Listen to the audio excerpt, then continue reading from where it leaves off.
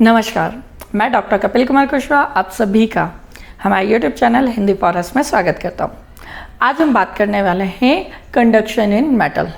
Actually हमें देखना है कंडक्शन इन सेमीकंडक्टर कि सेमीकंडक्टर में एक्चुअली कंडक्शन कैसे होता है, कैसे इलेक्ट्रॉन फ्लो होते हैं और उसके फ्लो होने के अकॉर्डिंग क्या क्या रिलेशंस होते हैं।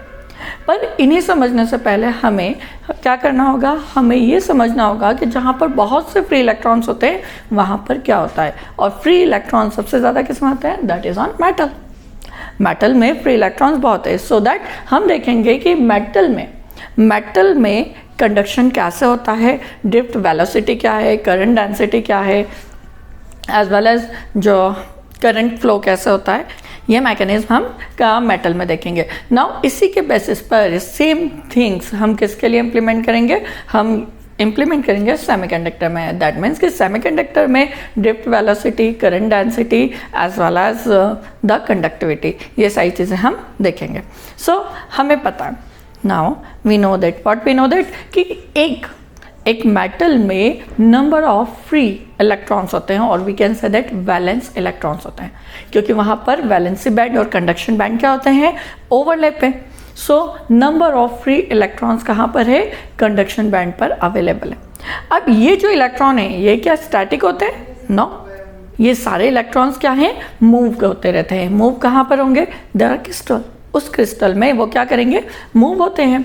अब ये इलेक्ट्रॉन्स जो हैं, ये फ्री इलेक्ट्रॉन्स जब भी क्रिस्टल में मूव करते हैं तो ये बहुत ह्यूज अमाउंट में, बहुत ज़्यादा अमाउंट में होने के कारण ये क्या, जब मूव करते हैं तो ये कोलाइड होते हैं इन द सेंस कि ये इलेक्ट्रॉन्स जो है वो आयंस के साथ कोलाइड हो जाते हैं, जिसके कारण क्या होती है, एनर्जी लॉस होता है। अब जब कोई इलेक्ट्रॉन किसी आयन से क्या होता है, कोलाइड होता है, तो ऐसे सिचुएशन में उस पर्टिकुलर इलेक्ट्रॉन की डायरेक्शन भी क्या हो जाएगी, चेंज हो जाएगी। जस्ट सिंपल सा केस, अगर आपने कैरम खेला हो तो कैरम से जब आप स्ट्राइकर से हिट करते हो तो जो भी ब्लैक एंड वाइट जो भी आपका ऑप्शन है, जो टारगेट है, उसे हिट करने पर आपका स्ट्राइकर की डायरेक्शन भी क्या हो जाती है, चेंज हो जाती है, एज वेल एज जो पर्टिकुलर जो आपका टारगेट था वो भी क्या हो जाता है, डिस्प्लेस हो जाता है पर्टिकुलर पोर्शन से। पर यहाँ पर आयन क्या है, आयन तो फिक्स है। तो जैसे ही क्या करते हो आप, हिट करता है इलेक्ट्रॉन, तो उसकी डायरेक्शन, उसकी मूवमेंट की जो डायरेक्शन है वो क्या हो जाती है, चेंज हो जाती है। अब ऐसे ही किसी भी कंडक्टर में क्या हो रहा है, मल्टीपल इलेक्ट्रॉन रैंडम डायरेक्शन में क्या होते हैं, मूव करते रहते हैं, घूमते रहते हैं। So net amount of current क्या हो जाएगा, ज़ीरो। क्यों, क्योंकि जितने में इलेक्ट्रॉन मूव कर रहे हैं, हो सकता है उसके अपोजिट डायरेक्शन में भी बहुत से इलेक्ट्रॉन क्या करते हैं, मूव कर रहे होते हैं। सो दैट ऐसे सिचुएशन में वो क्या हो जाएगा, नेट करंट है ज़ीरो। जस्ट एक एग्जांपल लें, अगर कि मान लीजिए आपके स्कूल्स में, ठीक है, आप स्कूल से कॉलेजेस में आए, स्कूल में नॉर्मली रिसेस होती है। अब ये जो रिसेस है, ठीक है, इस रिसेस में कोई भी स्टूडेंट, जो भी आपका ग्राउंड होता है, जिस भी प्लेस पर स्टूडेंट क्या होते हैं, रैंडम ऑर्डर में रैंडम प्लेस पर मूव करते रहते हैं। ये सारे स्टूडेंट क्या हैं, ये सारे स्टूडेंट एज ए इलेक्ट्रॉन है, जो कि उस पर्टिकुलर ग्राउंड पर, ठीक है, उस पर्टिकुलर ग्राउंड पर क्या है, मूव हो रहे हैं रैंडम ऑर्डर में। सो इन पर कोई फोर्स है क्या, नहीं है, कोई फोर्स नहीं है, कुछ भी नहीं है। दैट मीन्स कि क्या है, ये पर्टिकुलर इलेक्ट्रॉन या स्टूडेंट अपने अकॉर्डिंग कहीं भी मूव कर सकते हैं। अब कोई स्टूडेंट बहुत तेज़ दौड़ रहा है और वो किसी पिलर से जाकर टकराता है, ठीक है, तो ऐसी सिचुएशन में क्या होगा, अब ये तो है नहीं कि वो पिलर तोड़ता हुआ निकल जाएगा, वो पिलर से टकराएगा और उसकी डायरेक्शन चेंज हो जाएगी। मे बी वो थोड़ा उसे लगेगा, पर उसकी डायरेक्शन, जो जिस डायरेक्शन से वो आ रहा था, उससे वो क्या होगा, किसी अदर डायरेक्शन में मूव होकर गिरेगा नॉर्मली, या फिर अपोजिट आएगा। सो ऐसे सिचुएशन में क्या है कि उस पर्टिकुलर स्टूडेंट का और उस पिलर क्या है, एक आयन की तरह वर्क कर रहा है, और जो स्टूडेंट है वो क्या है, इलेक्ट्रॉन है। तो इलेक्ट्रॉन क्या होगा, जैसे ही हिट होगा या कोलाइड होगा, तो ऐसी सिचुएशन में वो एनर्जी लॉस करेगा, एज वेल एज उसकी डायरेक्शन क्या हो जाएगी, चेंज हो जाएगी।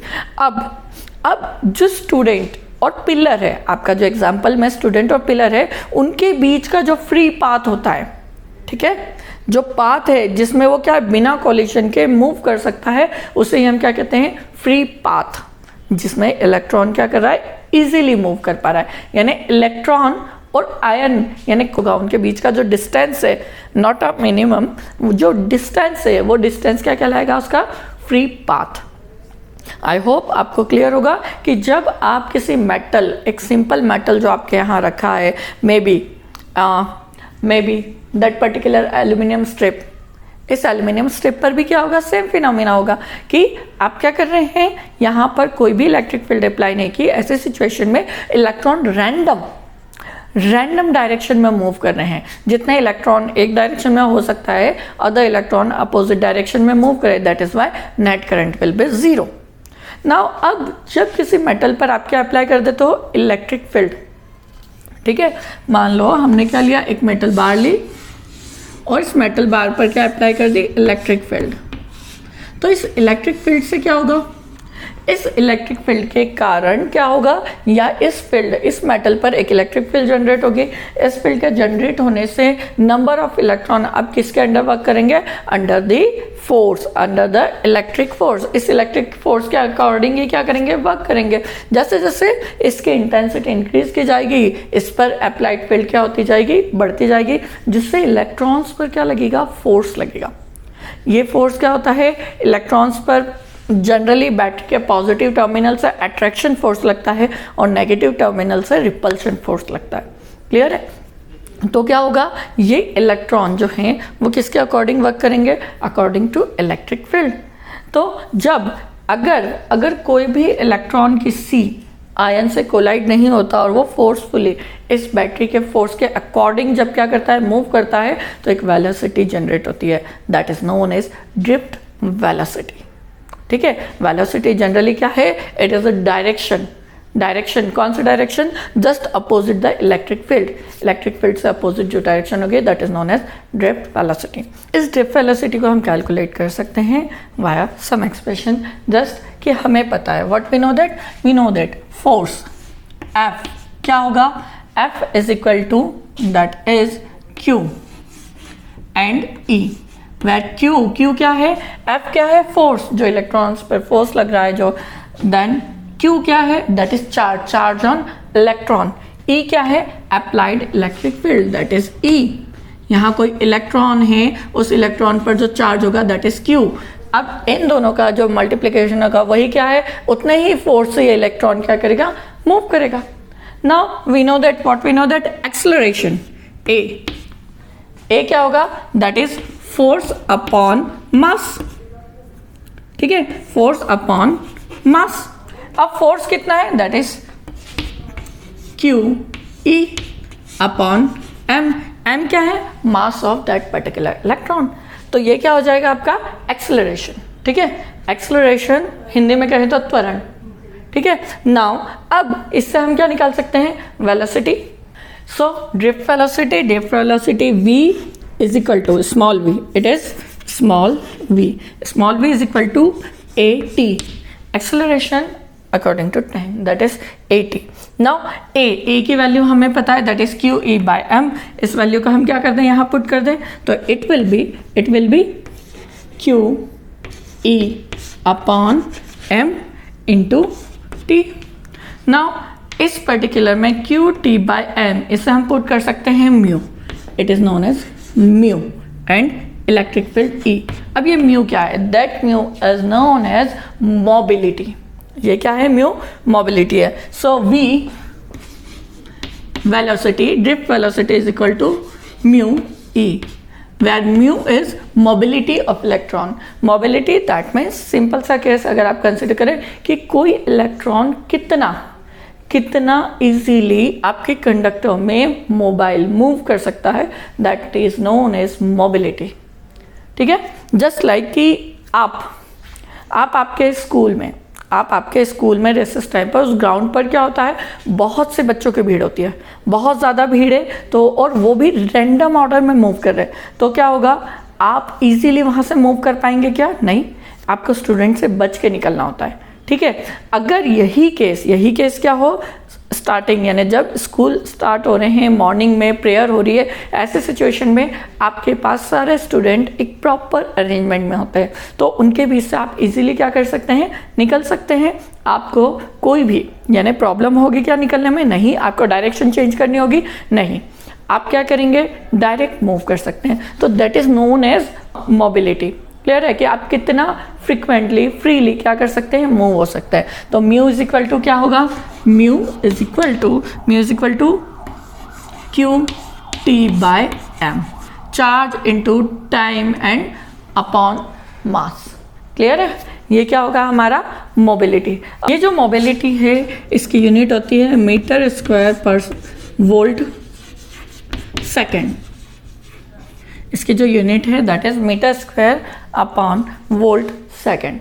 आई होप आप सभी को drift velocity and their mobility is clear. अब इस कंडक्टर की बात करें तो इस कंडक्टर में मान लें नंबर ऑफ इलेक्ट्रॉन्स जो है वो क्या है? n। इसका क्रॉस सेक्शन एरिया जो है वो क्या हो? a हो। और इसकी जो लेंथ है दैट इज l। लेंथ क्या है? l है। ए क्या है? Cross section area. और एन क्या है? Number of electron. तो करंट क्या होगा? इससे फ्लो होने वाला करंट क्या होगा? आई करंट है। ठीक है, इससे जो करंट फ्लो हो रहा है वो आई। तो पर यूनिट एरिया से जो करंट फ्लो होता है उस करंट को हम क्या कहते हैं? Current density. यानी एक पर यूनिट, इस मेटल के पर यूनिट एरिया में जितना करंट फ्लो होगा वो क्या कहलाएगा? Current density. और करंट डेंसिटी क्या होता है? दैट इज जे। उसे रिप्रेजेंट किया जाता है जे से, और J इज इक्वल टू होता है I बाय ए। नाउ अब यहाँ पर हमें पता है कि यहाँ पर नंबर ऑफ इलेक्ट्रॉन है, तो इलेक्ट्रॉन का कंसंट्रेशन जो होगा, लेंथ, इसके वॉल्यूम पर कितने इलेक्ट्रॉन्स है उस पर डिपेंड करेगा। तो जब आप J कैलकुलेट करते हैं तो J की जो वैल्यू आएगी वो होगी J is equal to Q N V, where N क्या है? N is concentration of N upon L A. ये आपका क्या है? कंसंट्रेशन है। That is your current density per unit volume में, या पर यूनिट वॉल्यूम में जो करंट फ्लो होगा उसकी वैल्यू कितनी होगी? That is q n v. V is your drift velocity, it is small v। ठीक है, drift velocity, n is concentration and q is charge on that particular electrons. Clear है? So I hope आप सभी को ये conduction clear होगा। सो अब हम बात करेंगे कंडक्टिविटी इन मेटल। मेटल में कंडक्टिविटी जो है वो क्या होती है? So conductivity we know that current density J is equal to क्या होगा? That is Q N V। V is your drift velocity. Drift velocity क्या होता है? That is mu P। So J is equal to Q N mu E। Clear है? Now that term Q N mu that is known as conductivity। ठीक है, it is known as conductivity और इससे represent किया जाता है sigma से। तो J is equal to sigma E। So sigma is equal to क्या हो गया? Sigma is equal to Q N mu। ये क्या है? दैट इज सिग्मा और it is our current density. Conductivity constant होगी तो J is directly proportional to E। ठीक है, J क्या होगा? डायरेक्टली प्रोपोर्शनल होगा E के। मतलब मेटल में करंट डेंसिटी है वो क्या है? ये डायरेक्टली मेटल में जो करंट डेंसिटी है वो किस पर डिपेंड करेगी? अप्लाइड इलेक्ट्रिक फील्ड पर। और सिग्मा जो है वो क्या है? कंडक्टिविटी है, जो डिपेंड करता है Q चार्ज पर, ना चार्ज कंसंट्रेशन पर, as well as mobility of electrons पर। आई होप आप सभी को क्लियर होगा। Now we know that resistivity that is rho is equal to क्या होगा? It is reciprocal of conductivity. तो रो इज इक्वल टू क्या हो जाएगा? 1 अपॉन सिग्मा। क्लियर है? सो इस पर्टिकुलर सिचुएशन में ये वैल्यू हम यहाँ पुट कर सकते हैं। तो रो क्या हो जाएगा? Resistivity is equal to 1 upon q n mu, that is resistivity. So I hope आप सभी को मेटल में ड्रिफ्ट वेलोसिटी क्या है वो क्लियर होगा, करंट डेंसिटी क्या है वो क्लियर होगा, कंसंट्रेशन कैसा है। एक्चुअली ये फॉर्मूले हमने क्या किए हैं? दोनों डायरेक्ट लिखे हैं, इतना डीप में हमें जाने की जरूरत नहीं है। दैट इज वाई जो करंट डेंसिटी है वो किस पर डिपेंड कर रही है? Charge then concentration and velocity, drift velocity पर। नाउ आफ्टर दैट हमने क्या किया, करंट डेंसिटी से फाइंड किया है सिग्मा, दैट इज कंडक्टिविटी, और कंडक्टिविटी के थ्रू हमने फाइंड किया है क्या, रेजिस्टिविटी इन अ मेटल। सो के टॉपिक आपको क्लियर होंगे। सो आज की क्लास में इतना ही। Thank you.